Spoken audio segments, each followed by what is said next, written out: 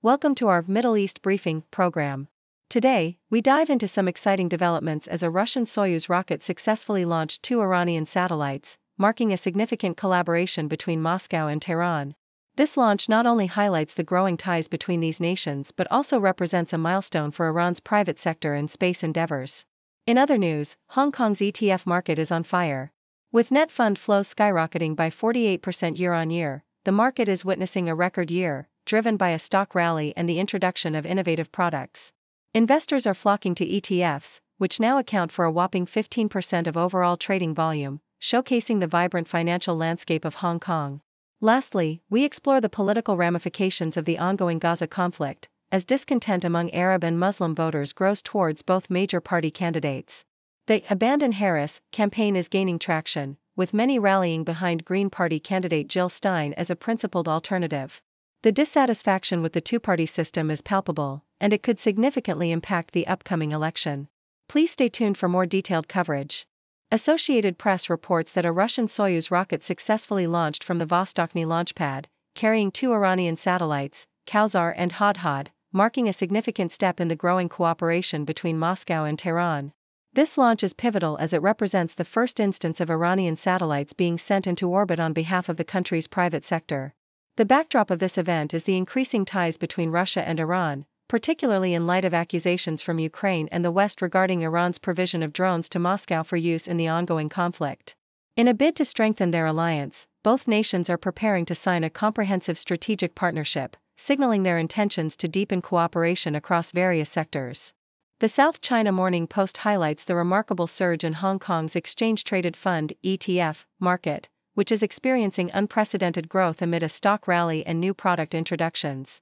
The ETP market's net fund flows have soared by 48% year-on-year, reaching 46.7 billion Hong Kong dollars in just the first 10 months of the year. This growth is attributed to a combination of factors, including the inclusion of new ETFs in the Cross-Border Stock Connect program and the increasing popularity of ETFs among investors during volatile market conditions.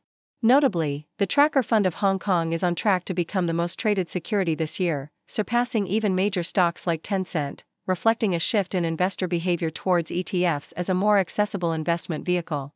The Independent reports on the arrest of Jennifer Sloan Rackmuth, a former campaign manager for a Republican candidate in North Carolina, who faces cyberstalking charges for allegedly taking covert photos of a supermarket employee wearing a keffiyeh. Rackmuth's actions, which she claimed were aimed at exposing a Hamas sympathizer, have drawn significant attention and controversy. Following her arrest, she expressed her belief that the charges were politically motivated and vowed to fight back against what she perceives as a miscarriage of justice. This incident has sparked discussions about the implications of online harassment and the intersection of political beliefs and personal interactions in today's charged social climate.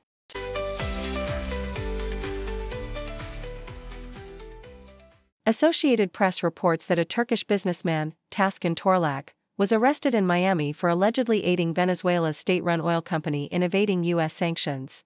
Torlak, 37, was caught while trying to return to Turkey and is accused of collaborating with various international companies to transport Venezuelan oil, which has been largely shunned by Western buyers due to sanctions aimed at President Nicolas Maduro's regime. To disguise the transactions, Torlak and his associates reportedly concealed the identities of those benefiting from the oil sales, allowing U.S. banks to process payments unknowingly. The Justice Department emphasizes its commitment to holding accountable those who attempt to circumvent sanctions against the Maduro government. Al Jazeera highlights the growing discontent among Arab and Muslim voters towards both major U.S. political parties, particularly in light of their support for Israel amidst the ongoing Gaza conflict. A protest in Dearborn, Michigan, organized by the Abandon Harris campaign, showcased a shift in allegiance towards Green Party candidate Jill Stein, who advocates for Palestinian rights. Supporters argue that voting for Stein is a principled choice against the perceived complicity of the Democrats and Republicans in the violence in Gaza. Activists express a desire to punish Kamala Harris for her stance on Israel, asserting that her campaign has largely ignored their concerns, thus pushing many Arab and Muslim voters towards Stein as a means to voice their dissatisfaction with the two-party system. The Independent discusses Kamala Harris's urgent efforts to reconnect with Arab American voters, who are increasingly disillusioned with the Democratic Party due to its unwavering support for Israel during the Gaza conflict. Recent polls indicate a significant shift, with nearly half of Arab American respondents considering voting for Donald Trump instead of Harris. As the election approaches, Harris is making appeals to address the humanitarian crisis in Gaza, but many voters are seeking stronger commitments, such as an arms embargo on Israel. The Democratic Party is facing a critical moment, as the Arab American community, which played a crucial role in the previous election, may sway the outcome in Michigan, a key swing state.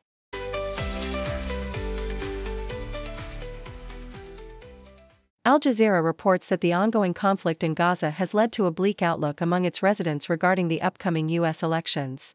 Many Palestinians express a sense of hopelessness, believing that regardless of whether President Joe Biden or former President Donald Trump wins, their plight will remain unchanged. A resident of Gaza articulated the despair felt by many, stating that if Trump were to win, it would lead to even greater violence against Palestinians, as his previous presidency was marked by policies that favored Israel. The sentiment among those interviewed reflects a belief that American foreign policy will continue to support Israel, leaving Palestinians caught in a cycle of suffering and displacement. The Associated Press highlights the Biden administration's increasing criticism of Israel, particularly regarding its failure to improve humanitarian conditions in Gaza. As a 30-day deadline approaches, U.S. officials have given Israel a failed grade for not meeting the necessary requirements to facilitate aid deliveries to the beleaguered region. Despite some progress in allowing limited supplies into Gaza, the situation remains dire, with the UN warning that the Palestinian population is at imminent risk from disease and famine. This criticism comes amidst the backdrop of the U.S. elections, where support for Israel is a pivotal issue, and both candidates are vying for the votes of Muslim and Arab Americans. In sports news, Associated Press reports that Brazilian soccer star Neymar has sustained yet another injury shortly after returning from a long absence due to an ACL tear. In his second match back, Neymar had to leave the field with only 3 minutes remaining after appearing to pull a muscle. Despite this setback, his team, Al Hilal, secured a victory in the AFC Champions League, with Aleksandar Mitrovic scoring a hat trick. Neymar's injury adds to the challenges he faces as he attempts to regain his form, but he has time to recover before the next match in late November.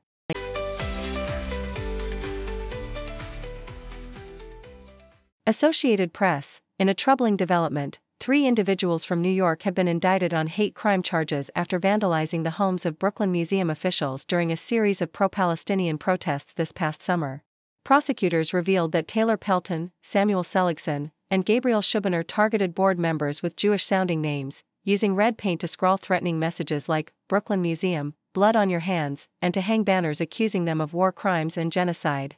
The vandalism occurred in the early hours of June 12, with the perpetrators attempting to obscure their identities by spray painting over security cameras. However, surveillance footage captured them transporting supplies to the scene, and a fingerprint linked to Schubener was found on a stencil at one of the vandalized homes. The trio faces multiple charges, with the most severe being making a terroristic threat as a hate crime. Their attorneys have criticized the arrests, arguing that the charges reflect an overreach by law enforcement and a mischaracterization of solidarity actions for Palestine. This incident highlights the tense atmosphere surrounding the ongoing conflict and the polarizing reactions it evokes, particularly in urban centers like New York, where protests have surged in recent months. Thank you for tuning in. The content above showcases the latest briefing reports and analytical synopses, thoughtfully curated by the 6Do team. These insights stem from a wide array of reputable media outlets, think tanks, government sources, and specialized experts worldwide. We encourage you to explore these sources for a comprehensive perspective.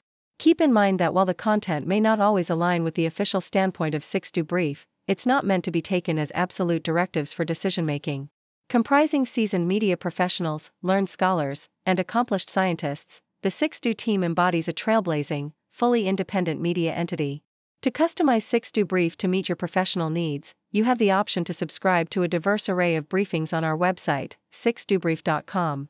Regardless of your location, you can conveniently receive 6Do Brief via email. Turn the lights on screen. What's the latest scene? Just you and me, laugh and disagree. On the couch we sit, talk about the hits, news and bits and bits, chat through all the fits. 6-degree chess. Gotta talk about that. Like crazy chat.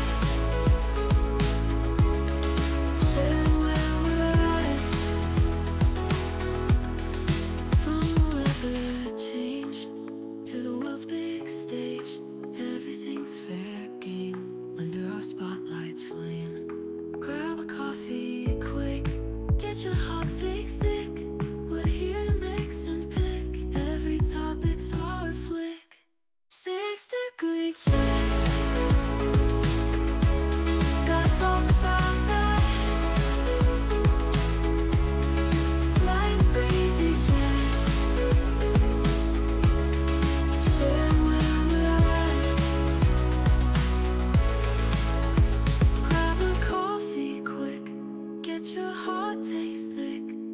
We're here to mix and pick. Every topic's our flick. 6 degree chart.